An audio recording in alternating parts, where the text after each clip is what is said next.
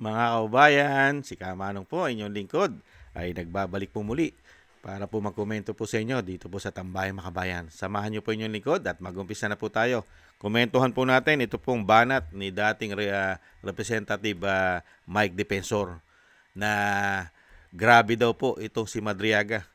Lahat po ng usapan ay lagi siyang kasama at lumalabas na para daw pong bunsong anak pa ng mga Duterte. Painggan na po natin ang batikos at banat po ni Mike Defensor. Umpisahan na po natin.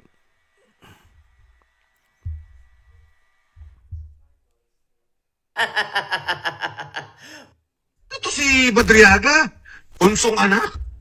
Lahat ng usapan kasama siya. Lahat, anuan kasama siya.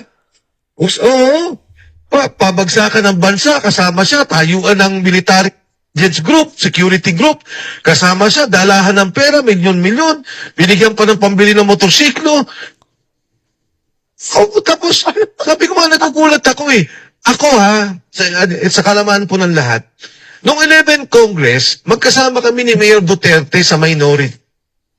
Kaibigan ko na, si Mayor Duterte nung Kongreso pa lang kami. Nung siya po yung naging presidente, nakita lang kami 3 beses. Sabi pa nga niya sa akin nung unang beses, sabi niya, Mike, sabi niya, kumusta ka na? Kung mabuti po, Mr. President. Sabi niya, pagka libre, dalawin mo ko. Akala mo, tindahan lang, di ba? Pagka libre ka, puntahan mo ko. Sabi ko po, Mr. President, nagkataon din naman COVID eh. Na-meet ko ang presidente ng mga panahon yun, siguro 3 beses. Kasi nga, wala namang pagkakataon. Ito lahat ng kwentuhan katabi siya. Lahat ng usapan kasama siya. Oo eh. Sabi ko nga kahapon sabi ko nga doon sa interview ko, sabi ko, papakinggan ko siya para siya si Medaldea o si Bongo. Kung gaano siya kakalose. Oh.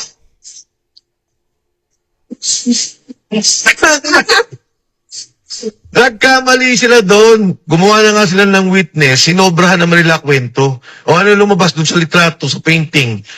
O iba pala yung nagbigay. Di ba? Taga Davao din pala yung nagbigay. Binigay kay Inday Sara. Ayun na lang, patay na kaagad eh. Bakit pa idinugtong yung kwento niya na yun? Tapos sabi, yung 100 million daw, kinuha niya dahil itinulong kay Duterte. Tapos sa kanya, no, siya humawak ng pera. Sabi ko, ngayon ko lang nakita yung gano'n na pagka ikaw siguro magbibigay ng 100 milyon sa isang tao o isang kandidato, gusto mo pakita. O boss nagdala ako ng ano. Pero yung para papakuha mo sa kanya at siya yung magdi-dispose, ang bigat naman nun. Ito si Madriaga, unsong anak. Lahat ng usapan kasama siya. Lahat, kasama siya. Yan po mga kababayan, lumalabas po bunsong anak. Ayon po kay Mike Defensor. Ganun nga po lumalabas sa Congressman Defensor. Mga kababayan, sa lahat po ng usapan, dinaig pa po ni Madriaga sila Bongo at si dating Secretary Medaldea, hindi ba Executive Secretary. Dinaig pa. Araw-araw kasama at kadikit. At ang tiwala ni dating Pangulong Duterte at ng Vice President ay talagang grabe, no? Grabe. Ganyan po gumawa ng kasinungalingan. Wala naman po kasing mawawala na kay Madriaga. Wala na po eh. Kasi po nakakulong na po siya eh. Convicted na po siya. Panghabang buhay na po ang pagkakakulong po niya. Wala pong piyansa. Convicted na po. Kidnap for ransom. Hindi po ba? Kidnap for ransom. Sanay na sanay sa pera. At dyan naman po, Congressman Mike Defensor, alam naman po ninyo yan. Alam din po ng mga Duterte na meron pong nasa likod niyan. Meron pong mga nangako siguro dyan, pinangakuan. Kaya nga po lahat po ng pinagsasabi ni Madriaga ay wala naman pong tama dahil puro script. Ang masakit, sumasablay. Nag-uumpisa pa lang, sablay na. Napakarami na pong sablay. Pati nga yung painting na sinasabi ni Mike Defensor. Hindi po ba? Taga Davao ang nagbigay. Mayamang pamilya pa. Gaisano pa. Yung pintor, yung painter, pambihira. Diyan ka makakita mga kababayan. ang sinasabing ang kangaroo court, fishing expedition, na gamit ang pera ng taong bayan.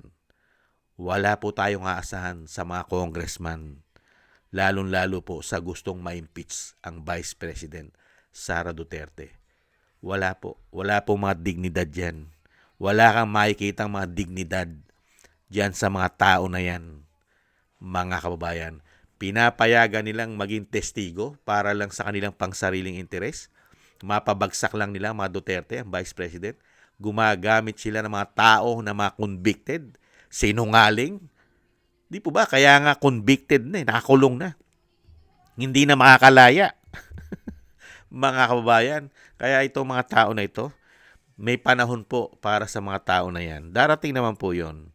Kaya alam naman din po ni Mike Defensor yan. Darating din po ang panahon dahil ang tao po ay tahimik lamang. Tahimik lang ang taong bayan. Dahil po mahirap po ngayon dahil ang presidente ay may issue ng pulburon. At grabe po ang issue ng pamilyang Marcos, lalong-lalo po sa pagpapatakbo sa gobyerno. Napakadali po nilang magdeklara di umano ng martial law. Lalong-lalo po ngayon. Wala pong tagapagtanggol ang taong bayan. Wala. Tahimik po sa nangyayaring korupsyon. Malawak ang korupsyon ang tagapagtanggol ng mga Pilipino.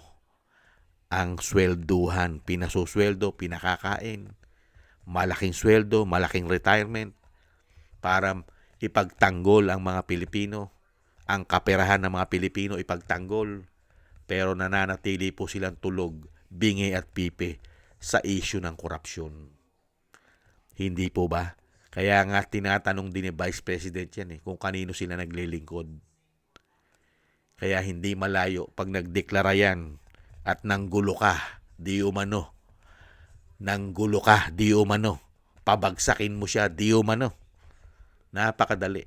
Dahil ang suporta ng maleta ay nasa kanila. Hindi po ba? Ang maleta ang sinusuportahan nila. Di umano. Yan po mga kababayan, ang pahayag po ni dating Congressman Mike Defensor. Lumalabas na bunsong anak pala itong si Madriaga. Sa lahat ng usapan ay kasama siya at pinagkakatiwalaan. Dinaig pa niya si Senator Bongo at si dating Executive Secretary Medeldea. Unbelievable. Ganyan po, kawawalang yan na po ang mga politiko na nasa likod. At meron pa yata na asong ulol at mahilig sa saba, mga kababayan. Maraming salamat po at intayin na lang po natin ang yung kanila pong pagsusulit. Hindi naman po papayag ang mga Duterte na walang managot sa mga ginagawa nila. Hindi po papayag yan, lalong-lalo po si Inday. Hindi po papayag na walang managot po yan pagka siya po ay naging presidente. Hintayin na lang po natin yan. Maraming salamat po sa nagusto po ng ating tambayang makabayan sa YouTube at TikTok. At ganun din po sa ating mga subscribers at patuloy na nagsusubscribe. At sa mga nagko-comment, like, share, and subscribe, mabuhay po kayo. Shoutout po sa inyong lahat. At syempre po, ganun din po sa mga nagbibigay po ng tulong. Shoutout po. Maraming salamat po kay Eric Hershio ng Canada, Jake Yahut ng Maisog, California, USA, Gina Ray Solidides ng Berlin, Germany, Julieta Silona ng Sydney, Australia, Baby Roman, Ate Isa ng Cagayan, si Jem Aris ng United Arab Emirates, Annie Jo, ako si Pilam, Gayat Shena, Tatay Nick ng Canada, Balance Vision TV, Mila Yi, Jesus Valdepena, at Kingston ng Hong Kong. Thank you po sa inyo mga kabayan. At ingat po kayo sa inyo po mga paggawa at God bless po sa inyong lahat. At muli po mga tambay, tis lang po muna tayo. Bye-bye!